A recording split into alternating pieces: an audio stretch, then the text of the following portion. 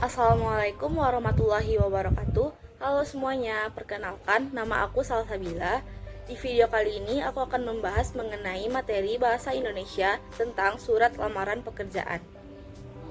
Surat lamaran pekerjaan ini termasuk surat formal karena ia ditulis oleh seseorang dan diberikan kepada instansi atau perusahaan. Otomatis surat ini juga menggunakan bahasa yang formal.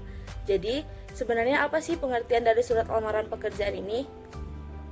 Nah, jadi pengertian dari surat lamaran pekerjaan adalah surat yang ditulis oleh seseorang yang berisi permohonan untuk bekerja di suatu instansi atau perusahaan yang sedang membutuhkan pekerja. Nah, di surat lamaran pekerjaan ini terbagi atas dua jenis. Yang pertama, surat lamaran pekerjaan yang digabung dengan CV atau riwayat hidup, dan yang kedua, surat lamaran pekerjaan yang dipisah dengan CV atau riwayat hidupnya. Biasanya yang sering dijumpai adalah yang nomor 2, yang dipisah dengan CV atau riwayat hidupnya. Untuk membuat surat lamaran pekerjaan yang baik dan benar, maka kita perlu tahu unsur-unsur apa saja yang terdapat di dalam surat lamaran pekerjaan. Nah, mari kita bahas satu-satu unsur-unsur dalam surat lamaran pekerjaan. Yang pertama, tempat dan tanggal pembuatan surat. Tempat dan tanggal pembuatan surat ditulis pada bagian pojok kanan atas. Tempatnya tentu kota di mana kita tinggal, misalnya Padang. Kota Padang, P-nya harus menggunakan huruf kapital. Jika kota tersebut memiliki 2 atau bahkan 3 kata, setiap kata pada kota tersebut juga harus menggunakan huruf kapital. Nah, setelah kota diberi tanda koma. Setelah koma dilanjutkan dengan tanggal pembuatan surat. Contohnya 11 Juli 2023. Bulan Juli, J-nya juga harus menggunakan huruf kapital. Setelah 2023, tidak boleh menggunakan titik, karena itu bukan merupakan sebuah kalimat ya. Unsur yang kedua yaitu hal dan lampiran. Ditulis tidak boleh sejajar dengan tempat dan tanggal surat, harus di bagian bawahnya. Pada kata lampiran tidak boleh disingkat seperti LAMP, harus ditulis dengan kata lampiran. Kita bahas satu persatu. Yang pertama, hal. Hal ini berisi tentang maksud dan tujuan seseorang membuat surat tersebut. Jadi bisa ditulis dengan hal lamaran pekerjaan. Yang selanjutnya, lampiran. Lampiran di sini berisi jumlah berkas-berkas yang kita ikut sertakan dalam sebuah surat lamaran pekerjaan. Misalnya seperti CV, fotokopi berkas, dan lain-lain. Jadi jika berkas yang kita ikut sertakan adalah 4 lembar, maka ditulis dengan 4 lembar. Tidak boleh menggunakan angka, menggunakan huruf. Jadi EMPAT lembar. Unsur yang ketiga yaitu alamat surat. Diawali dengan kata yang terhormat atau kita bisa singkat YTH lalu titik.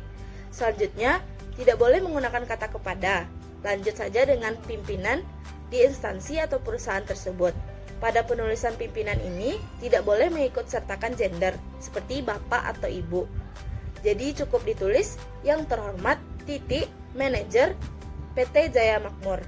Di bawah yang terhormat kita tulis alamat yang kita tuju. Misalnya Jalan Jati nomor 24. Jalan di sini juga tidak boleh disingkat seperti JLN, tapi dibuat jalan. Setelah itu di bawahnya baru kota. Misalnya Padang. Padang di sini juga harus menggunakan huruf kapital pada awalnya. Lalu tidak boleh disertakan titik karena ini juga bukan merupakan kalimat. Unsur yang keempat adalah salam pembuka. Biasanya ditulis dengan kata dengan hormat. Diawali dengan huruf kapital. Setelah kata hormat diberi tanda koma. Unsur yang kelima yaitu alinea pembuka. Alinea pembuka ini berisi tentang dari mana kita memperoleh informasi untuk melamar pekerjaan tersebut. Macam-macam sumber informasi yang bisa kita dapat adalah pertama melalui iklan. Contoh alinea pembuka jika kita mendapat informasi dari iklan adalah sebagai berikut. Selanjutnya, informasi yang kita dapat melalui seseorang. Contoh kalimatnya adalah sebagai berikut. Selanjutnya, jika kita mendapat informasi melalui instansi dan perusahaan yang bersangkutan yang ingin membutuhkan tenaga kerja, maka kalimatnya adalah sebagai berikut. Selanjutnya, jika kita memperoleh informasi dari instansi pada sekolah. Contoh kalimatnya adalah sebagai berikut. Dan yang terakhir adalah inisiatif sendiri. Jika kita tidak memperoleh informasi dari siapapun dan kita inisiatif sendiri untuk melamar pekerjaan tersebut, maka contoh kalimatnya adalah sebagai berikut. Unsur yang keenam yaitu isi. Isi terdiri atas 3 bagian. Yang pertama, identitas. Identitas berisikan keterangan tentang nama, tempat dan tanggal lahir, pendidikan terakhir, dan juga alamat. Menuliskan keterangan ini, kata awalnya harus menggunakan huruf kecil. Dan menuliskan keterangan ini juga harus dijorokkan ke dalam sebanyak 5 spasi. Bagian yang kedua yaitu maksud dan tujuan. Ini berisikan tentang alasan mengapa pelamar pekerjaan ingin melamar bekerja di perusahaan tersebut. Bagian yang ketiga yaitu menyatakan lampiran. Lampiran tentang syarat-syarat yang telah diberikan oleh perusahaan atau instansi tersebut. Ini juga bisa dijadikan alasan mengapa perusahaan menerima kamu di posisi tersebut.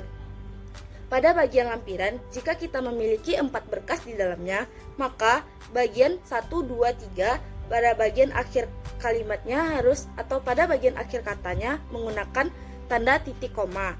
Ini menyatakan kalau lampiran kita belum selesai atau masih ada lanjutannya. Dan pada bagian keempat atau bagian terakhir, barulah kita menambahkan titik pada akhirnya. Unsur yang ketujuh adalah penutup. Pada bagian ini haruslah berisi keantusiasan pelamar untuk menjadi bagian dari perusahaan atau instansi tersebut. Bisa ditulis dengan, demikianlah surat ini saya buat dengan sebenar-benarnya, besar harapan saya bisa bergabung menjadi bagian dari perusahaan. Unsur yang ke-8 adalah salam penutup. Ini sangat penting karena ini bentuk sopan santun dan juga etika dan juga sebagai penghormatan. Biasanya ditulis dengan kata hormat saya. Kata hormat diawali dengan huruf H, huruf kapital. Setelah kata saya diakhiri dengan tanda koma. Unsur yang ke-9 adalah tanda tangan dan nama terang. Pada bagian ini dituliskan pada pojok kanan bagian bawah surat. Setelah kata hormat saya koma, pada bagian bawahnya dibuat tanda tangan dan di bawahnya dituliskan nama dari pelamar pekerjaan. Misalnya, jika nama tersebut diawali dengan satu kata, maka awal katanya harus menggunakan huruf kapital. Dan jika nama pelamar pekerjaan terdiri atas 2-3 kata, setiap katanya juga harus menggunakan huruf kapital. Tidak boleh disertai dengan tanda titik ya. Nah, dari ke-9 unsur yang kita bahas tadi, maka jadinya surat lamaran pekerjaan tersebut adalah sebagai berikut. Oke, demikianlah pembahasan saya mengenai surat lamaran pekerjaan. Semoga mudah dipahami dan juga bermanfaat. Terima kasih atas perhatiannya. Wassalamualaikum warahmatullahi wabarakatuh.